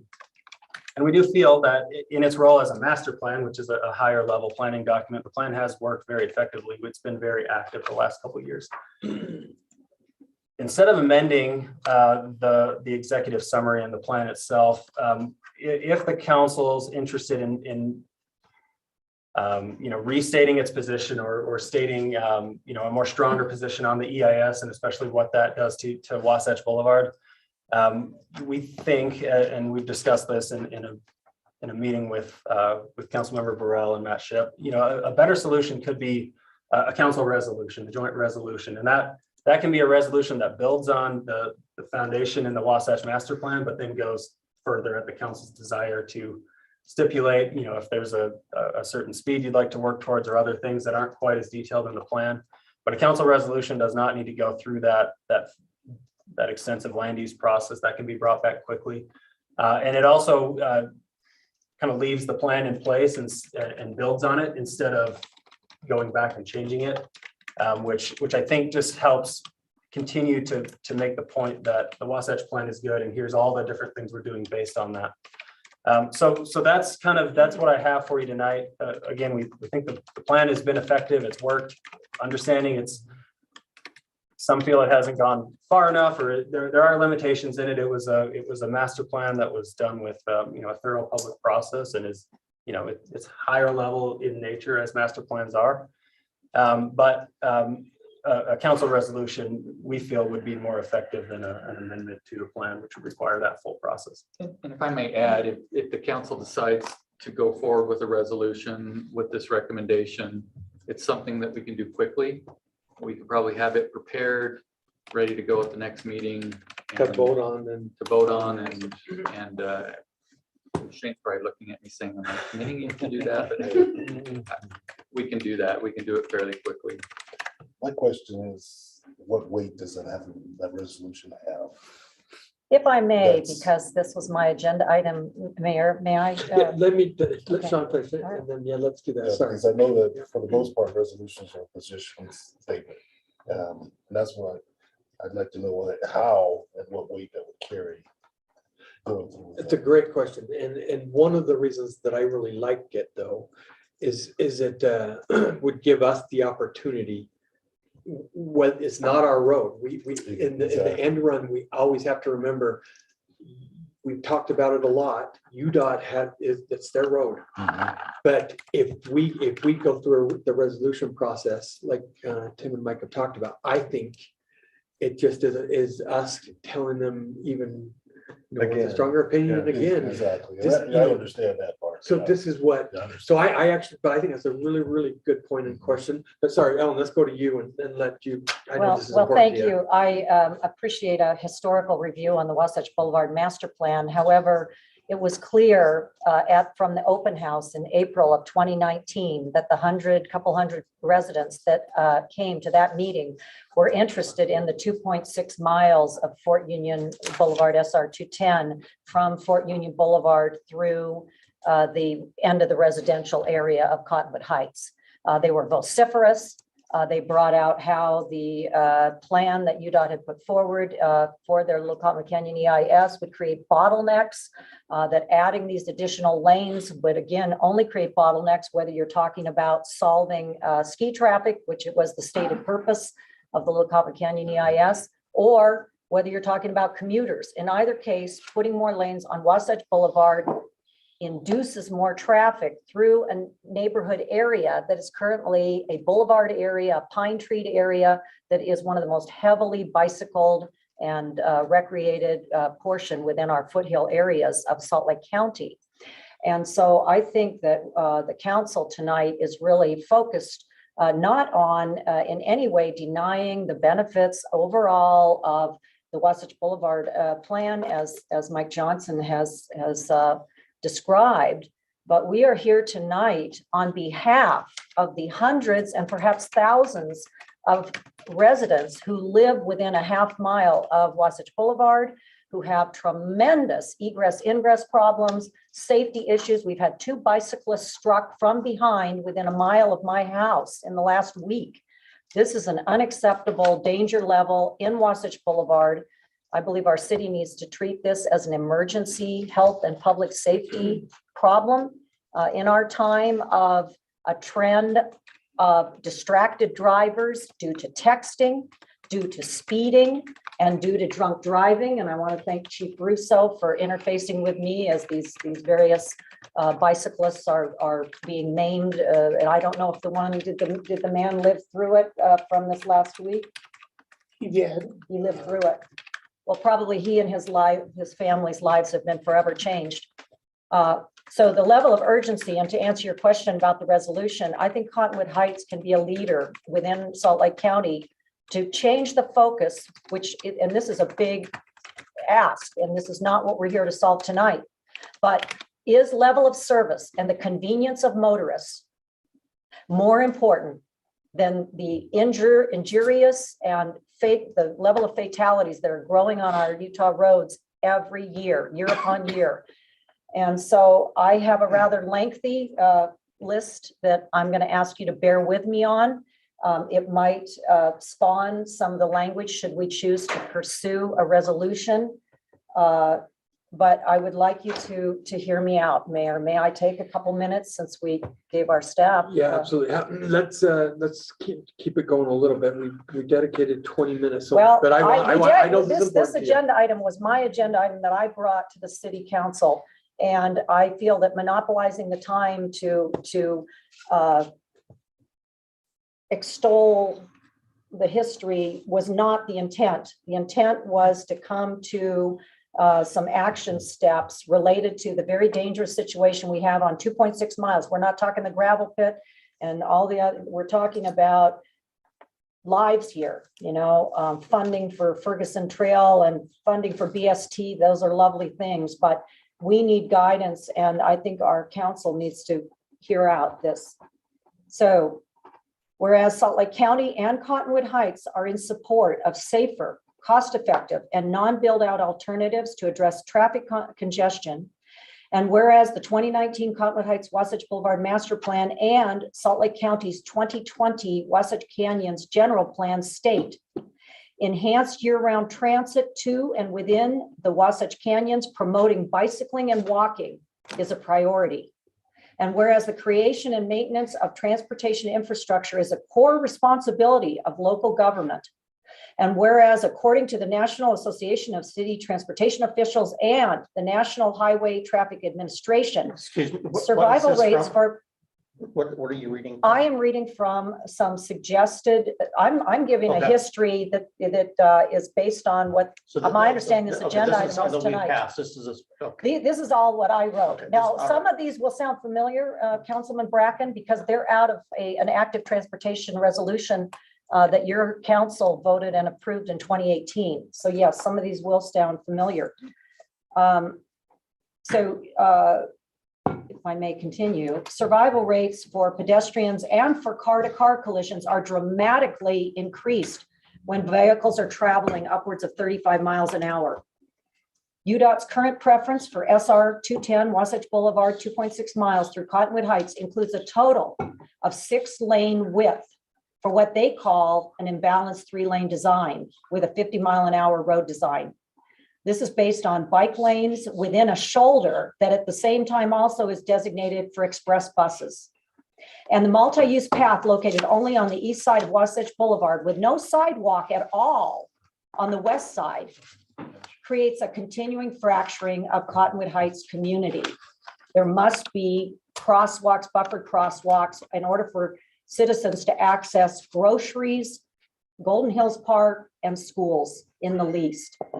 And whereas slow speeds on B and C class roadways combined with heightened active transportation and transit creates the foundation for economic growth, improved air quality, public health and safety, and enhanced quality of life.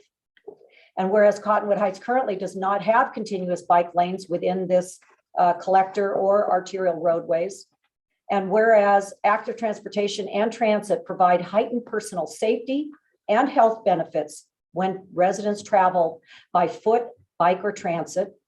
And whereas Utah's population is growing and expected to exceed 2 million residents, Salt Lake County's population of residents by 2050. And whereas the city's residents need and demand new comprehensive transportation options such as protected, lighted, and/or signaled crosswalks, bike lanes and/or protected bike lanes, multi-use paths, and transit or shuttles, in addition to traditional roads. And whereas Governor Cox has declared a drought emergency and heightened asphalt then replaces the greenery, which cools the summer temperatures and humidifies the region. And whereas improving comprehensive transportation in the city will reduce private vehicle usage, which will in turn improve our air quality. Poor air quality discourages economic development, business recruitment, and tourism visits, and contributes to asthma and other health ailments. And whereas more active transportation would provide health benefits, since nearly 57% of Utah adults are overweight and nearly 200,000 Utahns have diabetes or diabetes and obesity related healthcare costs. Those healthcare costs in Utah exceed $700 million annually. And whereas investing in active transportation infrastructure that protects cyclists, pedestrians, runners, and children reduces injuries and fatalities and encourages healthy lifestyle and enables them to spend more time with their families via active transportation and will result in improved personal and community health. And whereas the WFRC's current RTP 2050 has no planned funding for transit within the Southeast Salt Lake Valley quadrant and inadequate transit development for the entire Southeast quadrant. And there are Senate bills. I mean, I know that you're all getting impatient. Let me just hit a few other highlights. There are innumerable things that could appear in a resolution, and this could all be quelled down, of course, with the expertise of our Shane Topham. let me just make sure there wasn't another. I think, again, the residents who live along Wasatch Boulevard within a half mile on either side, many of them are subjected to piercing noise and fresh pollution coming off cars and trucks who rev their engines to enter from the 11 intersecting streets, traffic that's flowing as much as 50 and 60 miles per hour. The deleterious effects of this sort of thing on men, women, and unborn children is well documented. Vision Zero that UDOT itself states, Vision Zero for zero crashes, injuries, and fatalities. UDOT is committed to safety and won't rest until we achieve zero crashes, zero injuries, and zero fatalities. The current road design that is not, we're not talking about aesthetics, we're talking about the road design that UDOT has on its books today is a highway design. It does not have a traffic calming at either the north or south ends of the 2.6 mile SR 210 stretch. This is imperative that we get these kind of things. And so I am, as an action step, asking the council to consider not only proclaiming a resolution, but also working with Salt Lake County, WFRC, UDOT, and UTA, and any other municipal governments, perhaps Sandy and Midvale and other governments, to lay continue to support. We do have the Mid-Valley Active Transportation Plan, but it's imperative that we work interactively to advance that and create funding. Right now, we don't have definitive plan or fund for Cottonwood Heights. And I also put forward to the council to consider a Cottonwood Heights Mobility Improvement Committee made up of residents with oversight by the Salt Lake City Bicycle Advisory Committee that identifies pedestrian needs and locations for crosswalks and standard and protected bike lanes and serves as an advisory to city council, mayor, and staff. And lastly, I believe that committee could be mandated to analyze current and future growth, to plan for and advocate for location of transit and or shuttle systems that are affordable, fast, and frequent. And thank you for letting me rattle through that. I think I took 7 or 8 minutes, No, but that's thank you great. very much. Thank you. So we don't have a whole lot more time, and we can talk about some of these other issues with item B, but let's talk about whether or not we are in support of creating a resolution that has some of the things that Councilmember Burrell just talked about. May I just Yes. comment? So with this resolution, if you move forward with the collaborative process with Salt Lake County and other jurisdictions, that commitment I made a few minutes ago to have this done by the next meeting would be challenging just because of the collaboration and time it would take to do that, to get others on board. So that's something to think about with this. One of the things that I think would be great to do, especially of everything that you discussed, I think they're all great. Speed to me is number one, because and so I think we have a consensus here that we want cars going slower on that road. You mentioned that, the accident that happened on Saturday. I think everybody understands we want a safer road for pedestrians and for bikes and for those things. And so to me, doing a resolution that we could vote on next week to say, hey, look, we, as a council, we're in consensus that we want 35 miles an hour. And I think that would send a pretty clear message that, number one, that we're in agreement and that we want a slower road. Everything else that you talked about, I feel like we have the ability to lobby for still, Mike. Yeah, I know I think that can all come forward, but I think the most important thing that we can possibly do maybe today is to get that lower speed as a joint resolution from our council. So thoughts and comments. I agree. I think that would be that low hanging fruit to go after. I too, really admire some of those issues that you brought up. But I think that it would take Tim and everybody else kind of vetting through that to just take a few bullet points to present, because if it's too much, we start to lose some of that impact. But I think it's really important that we do this issue first.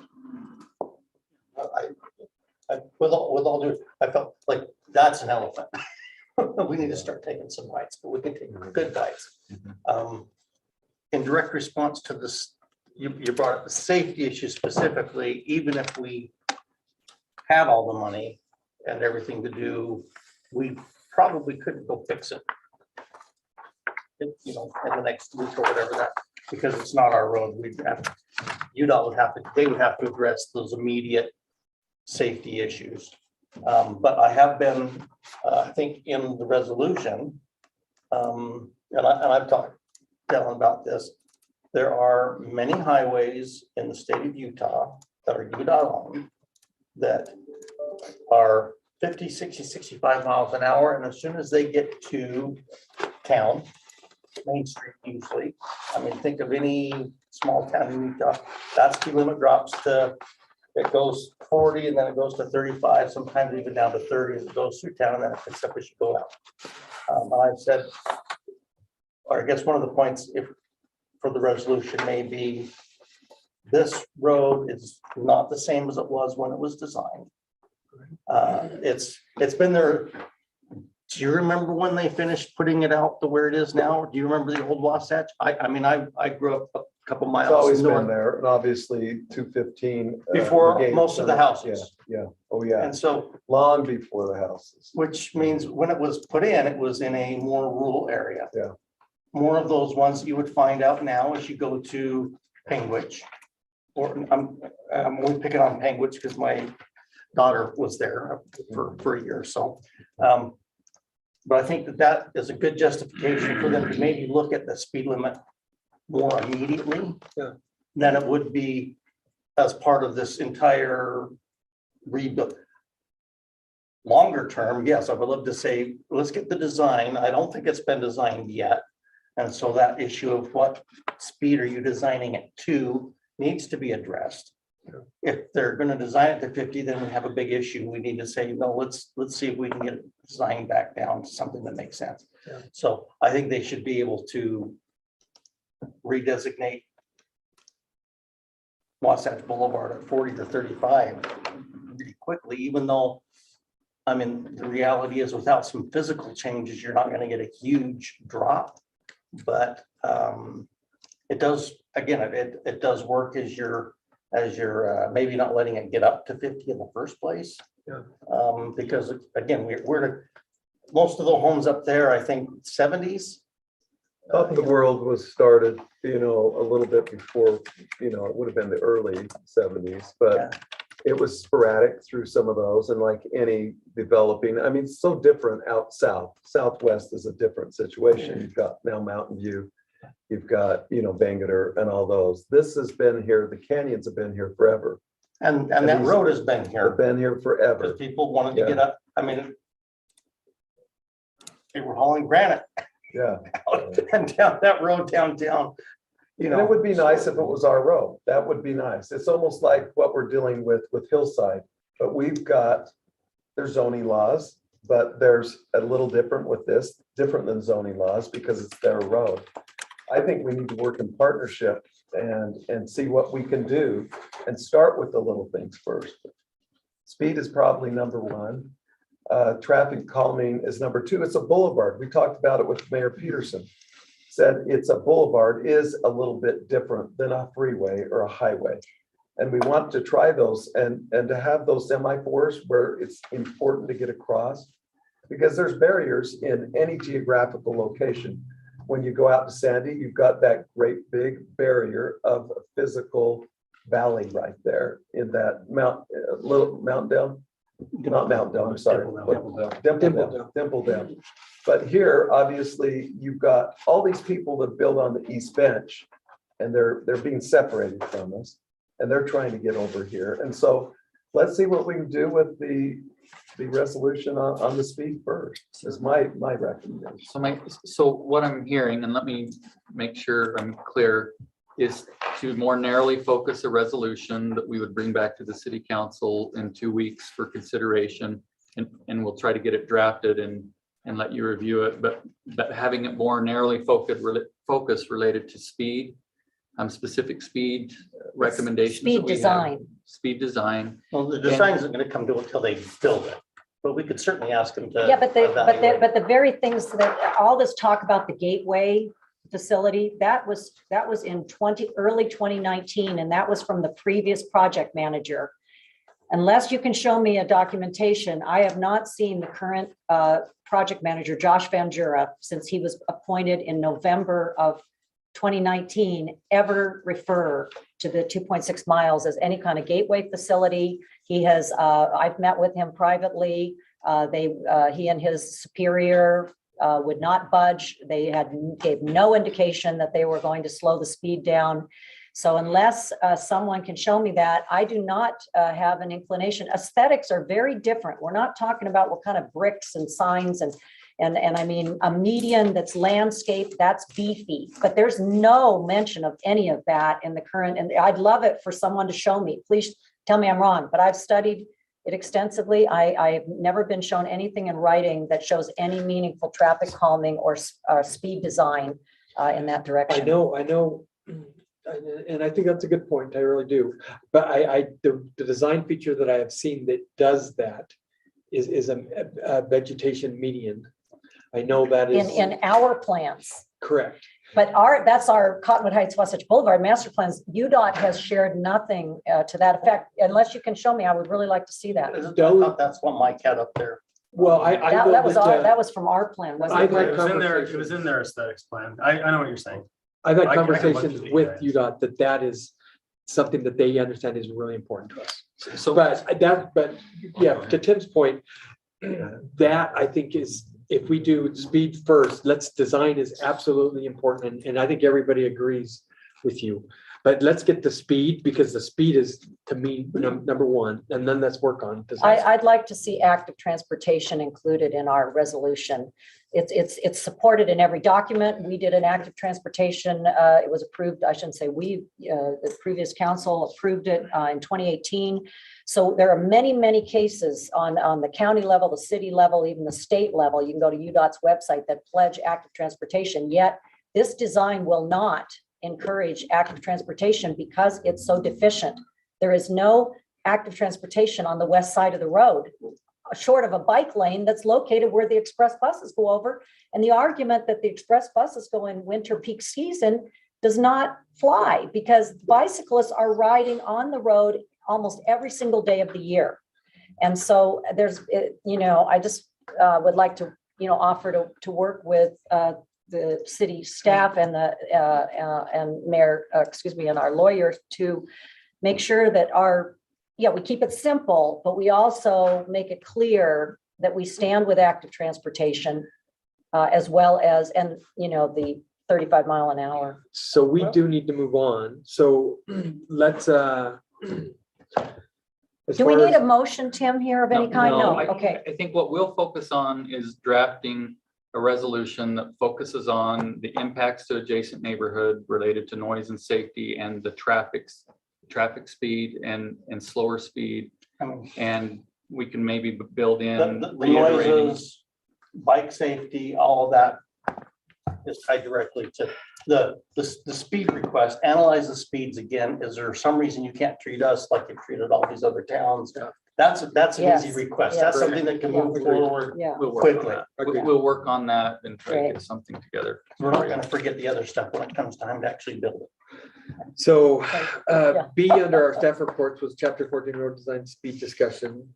Mike, I know we've kind of bled into this a little bit, but let's go ahead and turn it back over to you, It's to Matt. or to Matt. I'm sorry, Matt, yeah. Matt. Yep.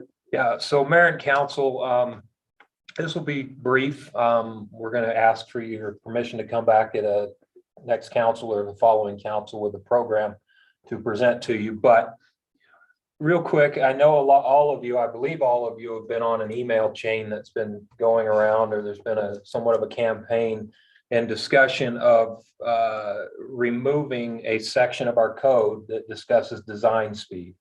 And that's 14.09 point, oh gosh, now that I'm saying it out loud, I can't remember. 14.12.090, where it talks about design speed. Now, really briefly, if I may, these numbers are based off of an AASHTO design standard.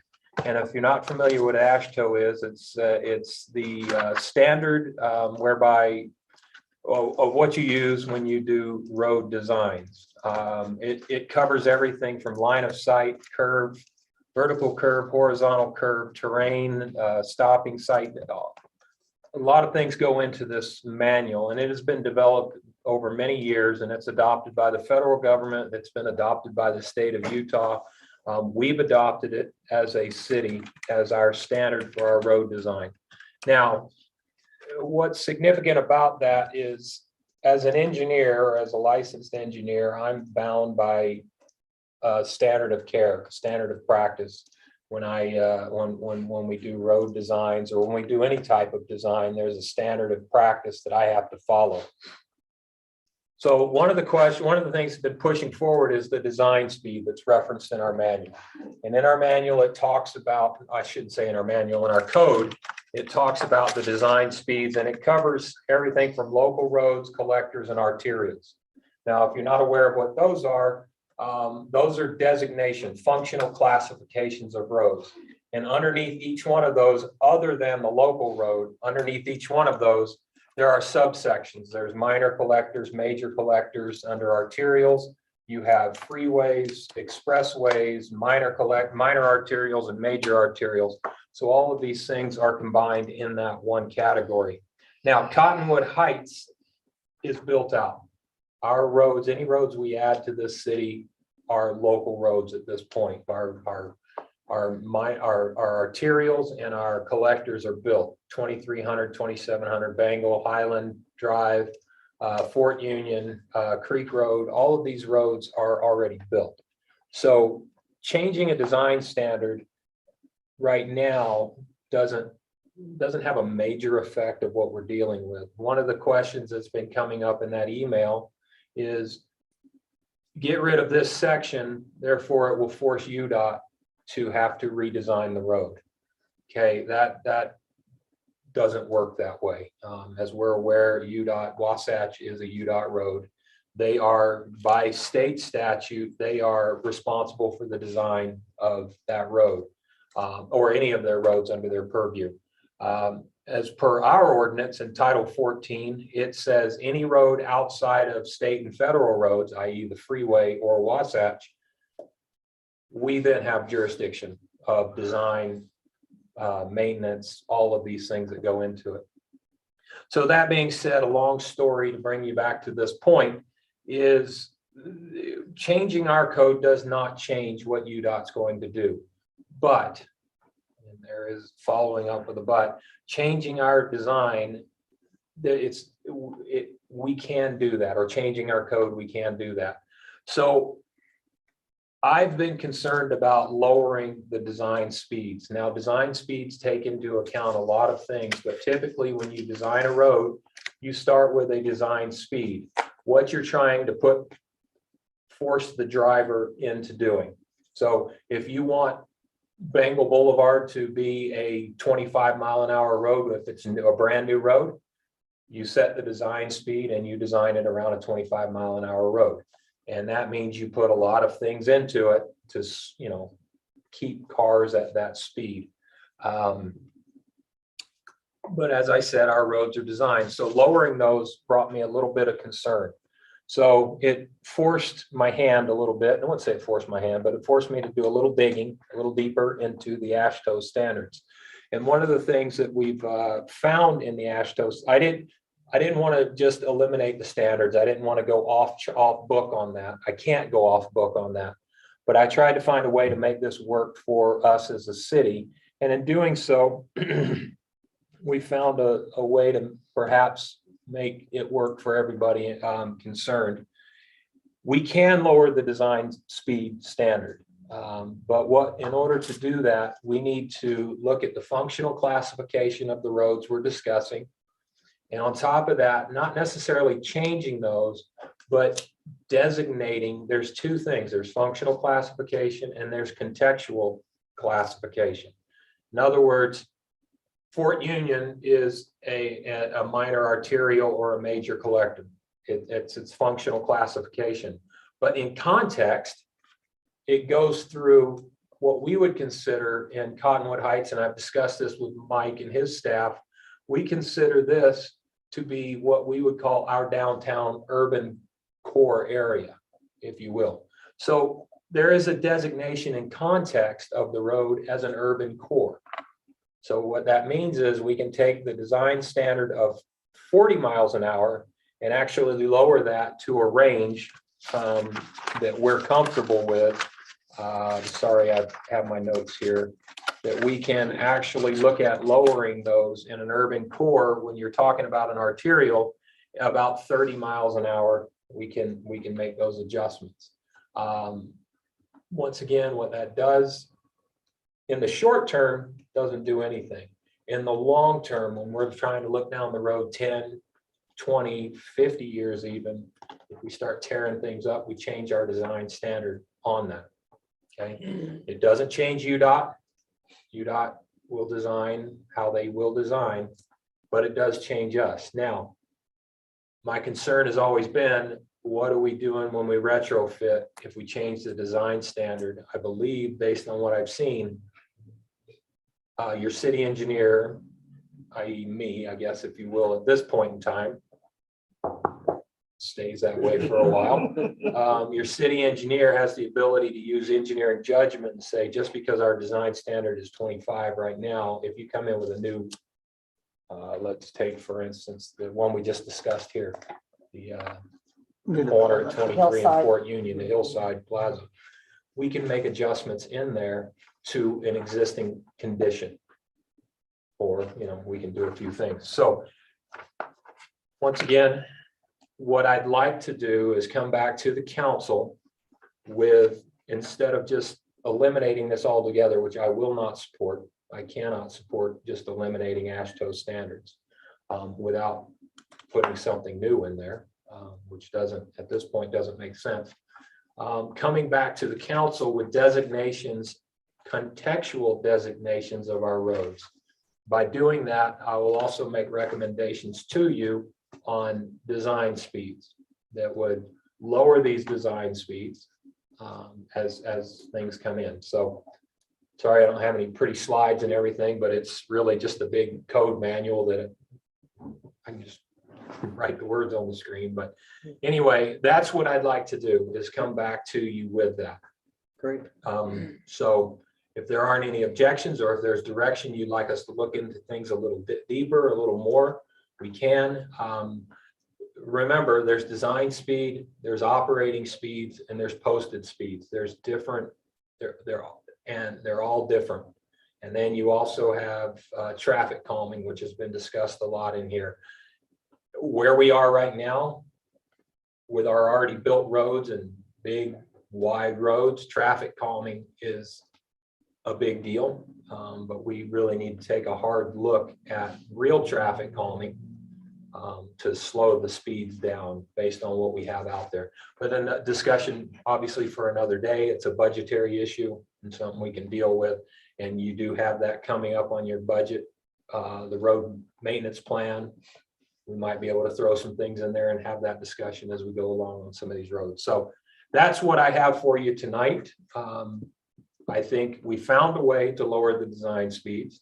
I wanted to make sure that the public is aware changing our design standards does not change UDOT standards. I'm not even sure it sends a message outside of the resolution. I think the resolution sends a much clearer message than us just changing our code. Plus, there's a lot more in Title 14 that needs to be changed. As the city grew and progressed, there's some things in there that do need to be changed, which I would like to bring it all back at one time and have that taken care of at that point. But next time we're with you, we'll bring back designations so you can have that debate and discussion and make sure that we're on the same page that you are. Great, great. Well, Matt, thank you. And, I appreciate that, Councilmember Burrell, to her credit, she's challenged us in some ways to Yes, she think has. differently out of the box. And I'm really appreciative, because a lot of times it's easy to say, no, it doesn't fit here. But the fact that you spent some time and looked at ways to progress what I think we're all in agreement for. I'm appreciative that you went to these extents. And So- I would like to echo what the mayor has just said. I found it tremendous to work with Mr. Ship and to give you an idea how dedicated he was to coming up, really studying this and coming up with good solutions and really thinking deeply. I got a call after hours on Thursday, and it was Mr. Ship calling to say, I think I've been meeting with Adam Ginsberg, our senior engineer, and we've been really working on this, and let's meet on Monday. And I said, oh, I can't meet on Monday. How about Friday? Anyways, I drove over here to the city hall Thursday night, and Adam Ginsberg and Matt Ship gave me an hour of their time well into the evening to explain everything he just did tonight. And I That's 'cause you really, brought donuts.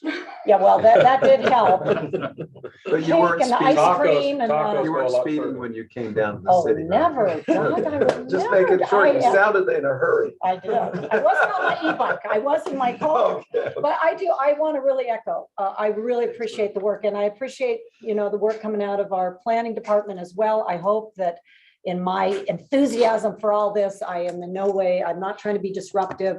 Well, maybe I guess that isn't such a bad word in our modern times, but I do really appreciate all the work that the staff is doing. So I and want to support add, our city manager too. I was gonna say, I want to add Mike and Shane and Tim and everybody. So anyway. Yes, thank But you. so having said that, that sounds great to us, right? And when we'll look forward to Yes. more.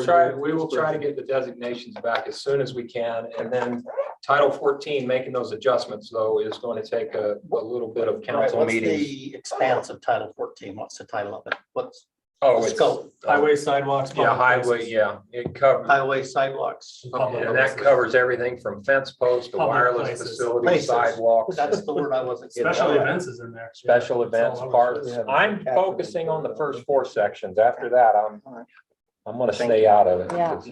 Well, thank you. So our last item, and we leave our best for last. Sorry to Matt and No Mike. pressure. But we're like super excited to have Samantha here with us. Well, and- thanks to Scott for giving up his seat. I don't know that I deserve a spot at the end of the table, but I just want to check on time. I want to be cognizant of your bandwidth. Is 15 minutes appropriate? So I think for- we're okay for 15. Okay, minutes. I will keep an eye on the time. Let me share some slides here. Maybe just as I'm pulling these up, I wanted to just briefly introduce myself. This is my first meeting with our new mayor and our new city council members for districts 3 and 4. And I imagine you've been meeting a lot of new faces kind of all at once. So just as way of very brief introduction, my name is Samantha DeSeelhorst. You're welcome to call me Sam. Everybody does. And I work as an associate planner and sustainability analyst within the Community and Economic Development Department, which is a huge mouthful, but I work with Mike, is the short way of saying it. So thank you for having me here. Okay, tonight I'm going to be sharing a little bit of information on a zoning text amendment for some water efficiency landscaping standards. And I do want to mention before I dive in, you're going to hear reference multiple times to Central Utah Water Conservancy District. We've got Rick Malloy from the district in our audience. So big thanks to Rick for being here. He's planning to join us for the business session as well, but Rick's just a really great technical expert and all around just great guy. So we're happy to have him here, and I may refer some questions to Rick if it's appropriate with the council. So. Great, thanks for being here. Okay, so just to kick things off, I wanted to start really broad with kind of a larger conversation of why we're looking at water efficiency. I think any of us who've been involved with the session, legislative session, going to conferences, talking to constituents, most likely, we're hearing a lot about water, and rightfully so. And I think the reason behind this is really twofold. First of all, water is very limited in Utah. Utah's a very dry place, usually estimated between the 2nd and 5th driest overall in the nation. And then Utah is also a great place to live, and our population is growing. Whether it's through new birth rates or folks moving here, we're looking to double our population by 2065. So we have sort of this twofold situation where we have an already scarce resource and then increasing folks needing that resource. And it obviously just, creates a little bit of pressure on the system.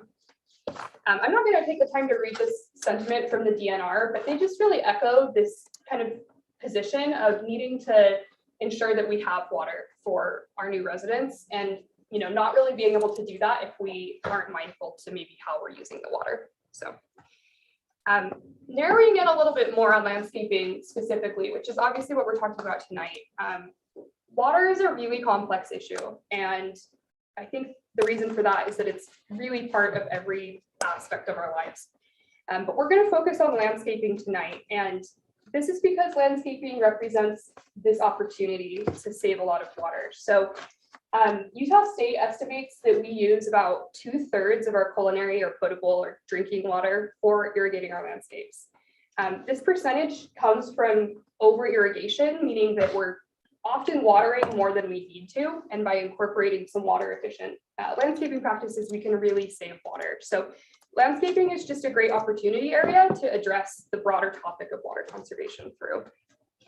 I wanted to make mention too of some state level planning that this coincides with. So I gave some reference to the bills in the current session. We're seeing a lot of water bills that are kind of, long story short, consistent with this effort that's before you tonight. And then we're also seeing a coordinated action plan for water coming from Governor Cox in cooperation with the Governor's Office of Planning and Budget, the DNR, the DEQ, and the Department of Agriculture and Food. This water action plan from the Governor's Office has a lot of different chapters, and they started releasing those kind of one by one. But one of the things that he's called out as a priority for water is to expand incentive programs that encourage folks to voluntarily switch out turf in their yards for water efficient landscaping. These programs are typically referred to as the Flip Your Strip program, which incentivizes park strip conversions, and then the Local Scapes Rewards program, which incentivizes yard conversions themselves. Historically, these programs were only available to households in Jordan Valley Water Conservancy District. And I think, as most of you are aware, the bulk of Cottonwood Heights is served by Salt Lake City Public Utilities for water. The umbrella district over Salt Lake City Public Utilities is Central Utah Water Conservancy District. And so where most of our city did not fall and does not fall in the Jordan Valley district, our residents weren't eligible for these programs, despite a lot of interest on the part of residents. So to facilitate Governor Cox's call and support for expanding these Central Utah Water Conservancy District, who again is our water district here in Cottonwood Heights, began offering these incentives. It was a fantastic phone call when I found out these were going to be available to our residents starting last summer, the end of the summer in August. They said these are now available for residents. They can, if they meet the eligibility criteria, they can participate.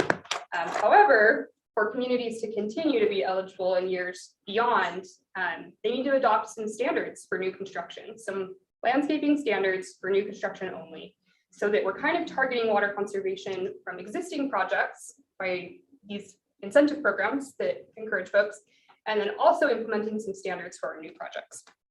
So several local cities have already done this. These include Harriman, Leeton, Washington Terrace, Riverdale, South Jordan, West Jordan, and Bluffdale. And then Salt Lake City, Mill Creek, and Holiday are all in consideration at kind of the same time they are. So we joined a good group of people who are looking at this option. And if you have questions on kind of how it's been implemented in their cities, I'm sure they'd be willing to help us out with that information. So to give an overview of the standards, the ordinance language, or rather proposed ordinance language, was included in the packet, but I wanted to just give a brief summary here. So again, I want to reiterate, it's only applicable to new construction. We encourage folks to use them for retrofits and yard projects that they're doing at their existing residences, but would not have that trigger unless it was a new build.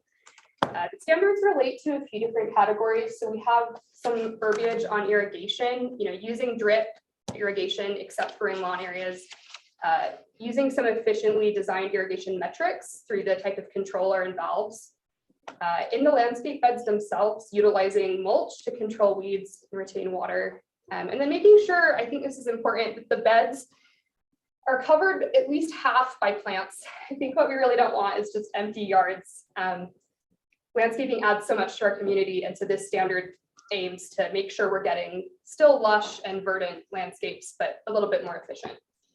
As far as lawn, it stipulates that lawn should not be placed in park strips or narrow swaths on yards, as well as steep slopes. It introduces a lawn maximum for new single-family construction of 35% of the landscaped area. And then from multifamily and commercial, it has the same idea, but 20%.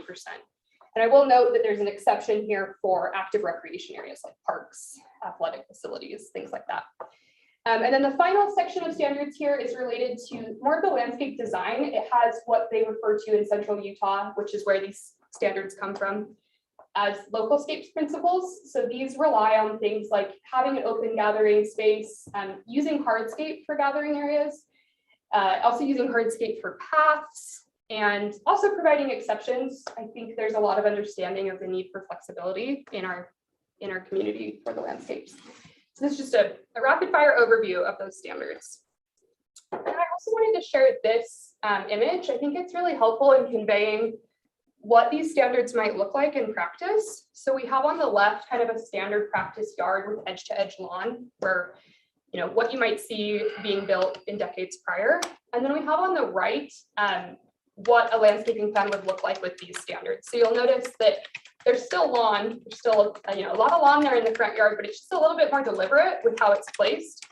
And it's, swathed by also landscaping beds to kind of complement it and just bring down a little bit of the turf percentage there. So yeah, helpful images here. Appreciate Central Utah for making these available for us. I'll just kind of wrap up here by noting that we took this ordinance update to the Planning Commission at their second January meeting. They were very supportive of the project and unanimously forwarded a recommendation of approval to the council without any changes recommended. So those are the slides I have to share with you. I know that was a lot of information kind of quickly. Happy to answer questions before you head into your next meeting. Council. This is on for comment tonight or action? Yes, it's only for comment. Well, I, for one, am really thrilled with the whole thing and appreciate that you're bringing it forward and working with the Water Conservancy. And I think it's lighting the imagination of a lot of people, Flip the Strip and all these great programs. So great. As far as I'm concerned, you got my complete support.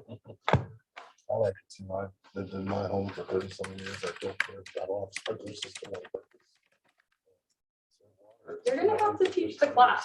We're gonna need you to show us how it's done. Vegetable garden and everything. That's awesome. No, you can control it, watering late at night. And just gives you something to do all evening. In your spare time. Yeah, so much free time. Well, Sam, thank you. That was Yes, very my pleasure. informative, and we're just grateful and appreciative of your efforts. Yeah, thank you for making time. I know there's so many important things to consider, so just really appreciate the opportunity to introduce myself and look forward to getting to know our new members. So Well, we'll have a couple of weeks. If you want to reach out to Sam, I'm sure she'd love to. yeah, happy to field questions. I will be available during the business session as well. I'm happy to run through things again if you need, but I think it is just public comment tonight. So, Okay, thanks. great. And just Mike, I'm assuming that this, if it's passed, that becomes effective on any applications that are filed after. After any Ones that day. are already in, obviously. That would be correct. And I would just recommend to you that we follow our existing process for legal non-conforming uses for projects that are maybe rebuilding immediately. There's certain provisions in our code that give really helpful language on how we treat rebuilds. So we'll I be think sure to that's- refer to I that. think that's important. I got a text from somebody that said they did it and they, did their whole landscape, but it didn't qualify because it didn't have a filter or something like that. Yeah, there are some eligibility requirements. And I do want to just mention quickly that we'll be partnering with Central Utah on March 8th to teach a class on how to implement some of these things. Sean might be, or Councilmember Newell might be a guest lecturer at it, but we're hoping to do a lot of outreach and education so that folks feel confident implementing these standards. Is that going to be on the Cottonwood Heights website? Or Yeah, how so do it's on our people- sustainability webpage right now. We'll be advertising it through our social media, and it's just going to be over Zoom. Oh, it's strictly over Zoom. Yeah, it's actually a partnership between 3 cities. So we are doing it over Zoom for capacity. What time is it on the 8th? I believe it's 7 p.m., but I can be sure that we distribute the invitation to council. Great. Great. You'd have to Thank you, come to the Sam. open house for the Appreciate it. general plan first and then do the Zoom. Well, thank you. Okay, so the next item is a review of calendars and upcoming events. Just a reminder, City Hall will be closed on Monday, February 21st for President's Day. The general plan open house is on Tuesday, March 8th from 5:30 to 7:30 here at City Hall. The Cottonwood Heights Arts Council, Willy Wonka musical editions, again, are March 11th and 12th here at City Hall. But Cottonwood Heights Butlerville Days, July 28th to the 30th. Volunteers are needed. Please contact Ann Etchell. And one last item that might not be on your list is our legislative update plan for Thursday, which will be a Zoom meeting at 9 a.m. With our city lobbyists. Okay, having said that, we do have some litigation updates to discuss in a closed meeting today. So I will entertain a motion to close our work session and enter into a closed session. I'll move to close our work session and enter into a closed session. Great. I'll second that. We have a motion and a second. Thank you. All in favor, say aye. Aye. Any opposed? Great.